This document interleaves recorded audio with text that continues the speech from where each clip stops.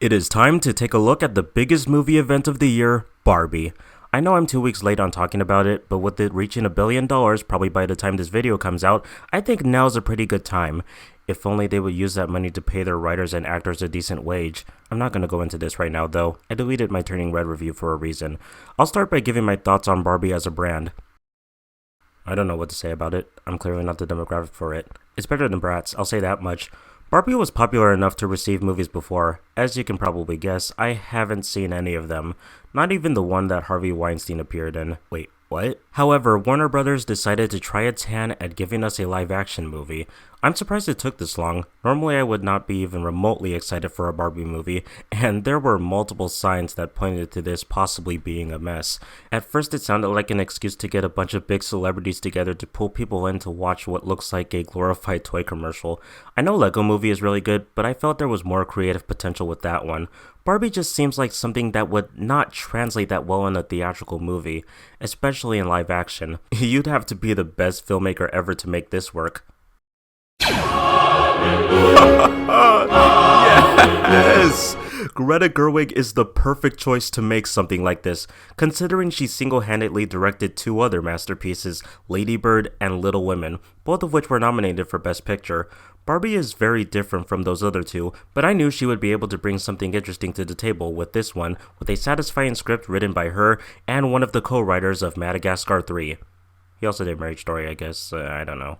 But I was curious to see if this one would be another one of Greta's hits, and it's kind of amazing how much anticipation there was surrounding this movie, and immediately, the movie shows you how strong the filmmaking and production is, because the world they created here is beautiful. The details in the sets, the backgrounds, and especially the direction is something worth admiring. It really looks like a lot of research went into this, making everything look like one big Barbie playset.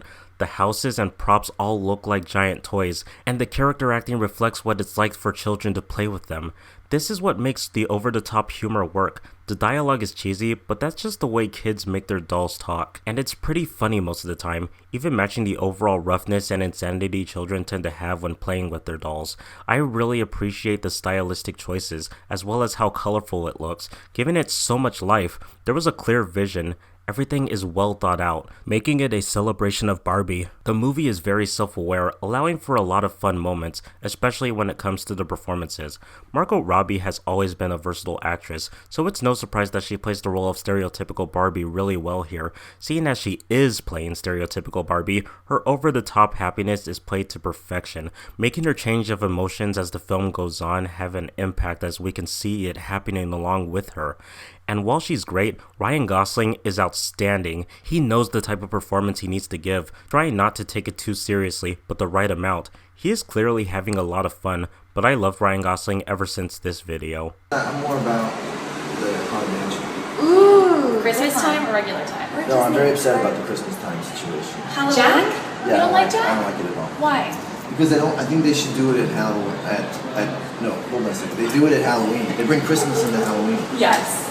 That's a terrible idea. What's your favorite Let's ride? think Christmas at Christmas. Okay, You know what I fine, mean? Because fair at point. Halloween, you want to go to the Haunted Mansion ride And have like experience, spooky things. yes. And you get at the Fair. end, you're in the buggy. You know? And you have jingle The bells. buggy, and you Throws got like a balls. present. You have a ghost candy cane next to you. That's not scary. While most of the other Barbies and Kens aren't really focused on, they serve their purpose very well. I actually found Kate McKinnon funny for once, that's quite an accomplishment. We also got solid performances from Issa Rae, Alexandra Shipp, Kingsley Ben-Adir, Simu Liu, just to name a few. This is a really stacked cast, and I'm glad to see that the thing I was worried about the most ended up being a highlight. Oh yeah, I should also mention Michael Cera as Alan. He's an absolute joy. However, I'm pretty disappointed that Jodie Benson and Michael Keaton didn't appear in some way. They chose to be in 2 nostalgia bait movies this year, so this would have been a massive step up. I haven't heard too many people talk about the soundtrack. This is one of those times where the use of pop songs playing over certain scenes actually helps with the tone. It provides an upbeat energy. When used the wrong way, it could really hurt a movie. Barbie manages to avoid making those same mistakes. The original songs written for this are both good and integrated into the movie flawlessly, especially Lizzo's song at the beginning, where the word she's singing matches with what's happening on screen. Nicki Minaj doing a new take on Aqua's Barbie Girl for the credits is perfect. Sadly, Pink does not have a song on the soundtrack, which was a missed opportunity. Billie Eilish's more somber song, which plays at the end, is emotional and shows the meaning of this movie. It is Billie's best song yet, and I can see it possibly getting nominated for an Oscar, yet somehow it is still not the best song on this soundtrack. Unfortunately, I was not really digging the middle portion when they enter the real world. The setup to it is done really well. The idea of Barbie needing to find the girl who played with her after experiencing changes in behavior, such as different emotions and thoughts of death. You guys ever think about dying? I just thought these scenes were weirdly paced, not edited that great, and kinda exaggerated, especially when it comes to the Mattel executives. Will Ferrell's a funny guy, but I didn't find the jokes involving them all that funny, though it's satisfying to see Will Ferrell in 2 movies about popular toy lines. They probably didn't want the real-world scenes to lose the energetic nature of the rest of the movie, but the cartoonish slapstick makes it hard to differentiate it from the Barbie world scenes. Not everything in the real world is bad, though. There is that beautiful scene with Margot Robbie at the bus stop, realizing what it's like to live. It's a great example of visual storytelling. There's also the introduction of young Gamora from Infinity War and Astrid from How to Train Your Dragon. They have a nice mother-daughter dynamic, and it shows how lovely memories from the past can start to go down along the way.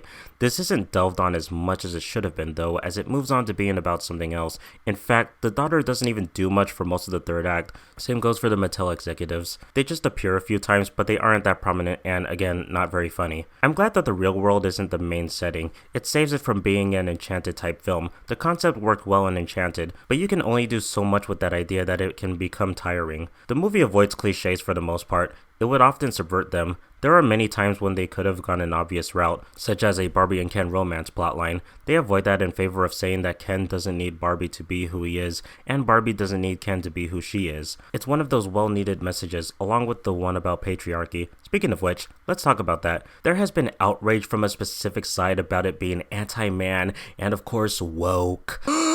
I'm not surprised.